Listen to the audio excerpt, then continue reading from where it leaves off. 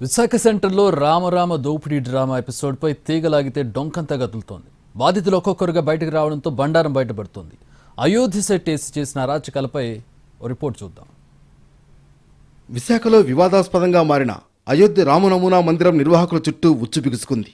Idea ఒకరిది, పెట్టుబడులు ఇంకొకరివి, లాభార్జన మరొకరిది. ఇది దేవుడి పేరు చెప్పి సనాతన ధర్మం ముసుగులో చేస్తున్న ఘరానా మోసం.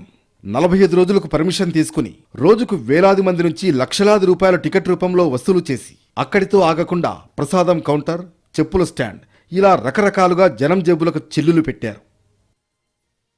మరోవైపు జనం తాకిడి పెరగడంతో ఆశ కాస్త అత్యాశగా మారిపోయింది.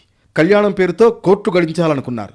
ఇందుకోసం గుట్టుచప్పుడు కాకుండా మాస్టర్ ప్లాన్ వేసినప్పటికీ వారు తీసుకున్న గోతిలో వారే పడ్డారు. భద్రాచలం ఆస్థాన వేద పండితులతో శ్రీ సీతారాముల కళ్యాణం అంగరంగ వైభవంగా నిర్వహిస్తున్నామంటూ చాప కింద నీరులా ప్రచారం చేయించారు. అదంతా నమ్మిన భక్తులు టికెట్లను కొనడం మొదలుపెట్టారు.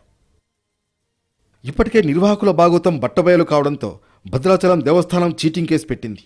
ఈ వ్యవహారం తెలుసుకున్న కొంతమంది బాధితులు తాము కూడా నిర్వాహకుడు దుర్గాప్రసాద్ చేతిలో మోసపోయామని బయటకొస్తున్నారు. అతడు కొందరి చేత పెట్టుబడులు పెట్టించుకుని అవసరం తీరాక పట్టించుకోవడం మానేశాడు.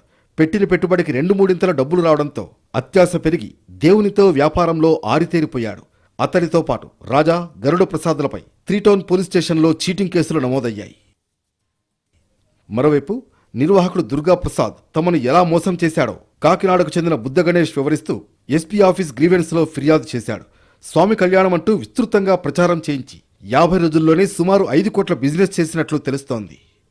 ఈ వ్యవహారంపై హిందూ సంఘాలు కూడా ఆగ్రహం వ్యక్తం చేస్తున్నాయి. నిర్వాహకులపై కఠిన చర్యలు తీసుకోవాలని, భవిష్యత్తులో దేవుడి పేరుతో అరాచకాలు జరగకుండా చూడాలని డిమాండ్ చేస్తున్నాయి.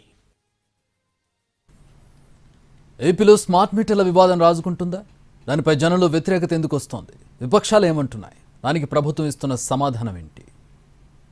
ఏపీలో స్మార్ట్ మీటర్ల అంశం ఇప్పుడు హాట్ టాపిక్గా మారింది. ఇప్పటికే కమర్షియల్ విభాగంలో పెరిగిన విద్యుత్ బిల్లులతో వ్యాపారులు లబోదిబోమంటున్నారు. త్వరలో గృహ వినియోగదారులకు కూడా స్మార్ట్ బిల్లుల మోత తప్పదని ప్రచారం జరుగుతోంది. దీంతో దీనిపై కాంగ్రెస్, వామపక్షాల నిరసనలు కొనసాగుతున్నాయి. స్మార్ట్ మీటర్ల ఏర్పాటును జనం తిరస్కరించాలని పిలుపునిచ్చాయి. విద్యుత్ స్మార్ట్ మీటర్లు బిగించడం తక్షణం ఆపాలని డిమాండ్ చేస్తున్నాయి. అదానీ సంస్థతో విద్యుత్ ఒప్పందాన్ని తక్షణం రాష్ట్ర ప్రభుత్వం రద్దు చేసుకోవాలన్నది పార్టీల మాట. ఇక ఎన్నికల్లో ఇచ్చిన విద్యుత్ హామీలను వెంటనే నెరవేర్చాలని, పెంచిన విద్యుత్ ఛార్జీలను తగ్గించాలని గళమెత్తాయి. మన రాష్ట్రంలో ప్రతి ఇంటికి కూడా స్మార్ట్ మీటర్లు బిగించాలనే ఉద్దేశంతో ఆల్రెడీ కమర్షియల్ కాంప్లెక్స్ అన్నిటికీ కూడా స్మార్ట్ మీటర్లు బిగించడం జరిగింది. అలాగే ఇంటింటికి స్మార్ట్ మీటర్ అని చెప్పి ఈ స్మార్ట్ మీటర్లు బిగిస్తున్నారు. ఈ ఒప్పందాన్ని 2023 సెప్టెంబర్లో మన జగన్ గారు ఆదాని దగ్గర 1750 కోట్ల రూపాయలు లంచం తీసుకుని 25 సంవత్సరాలకి ఈ అగ్రిమెంట్ చేయడం జరిగింది. దానివల్ల ప్రజలకి 1,60,000 కోట్ల రూపాయలు భారం పడే పరిస్థితి ఉంది. దాన్ని రద్దు చేయాలని చెప్పి అప్పట్లో చంద్రబాబు నాయుడు, లోకేష్ వీళ్ళంతా కూడా ఈ స్మార్ట్ మీటర్లు పెట్టొద్దు, ఎవరైనా స్మార్ట్ మీటర్ తీసుకొస్తే బద్దలు కొట్టండి అని చెప్పి చెప్పడం జరిగింది. కానీ ఈవేళ అదే లోకేష్, చంద్రబాబు త్వరగా స్మార్ట్ మీటర్లు పెట్టుకోండి అని చెప్తున్నారు. ఈ స్మార్ట్ మీటర్లు బిగించుకోవడం వల్ల ప్రజలందరూ చాలా ఇబ్బందులు పడతారు. మరోవైపు ఏపీలో స్మార్ట్ మీటర్లపై ప్రభుత్వం క్లారిటీ ఇస్తోంది. ఎలాంటి ఇబ్బంది ఉండబోదని చెబుతోంది. వినియోగదారుల అపోహలు తొలగించిన తర్వాతే స్మార్ట్ మీటర్లు కొనసాగిస్తామని మంత్రి గొట్టిపాటి చెబుతున్నారు. తూర్పుగోదావరి జిల్లా పర్యటనలో రాజమండ్రిలో అధికారులతో సమీక్ష నిర్వహించారు.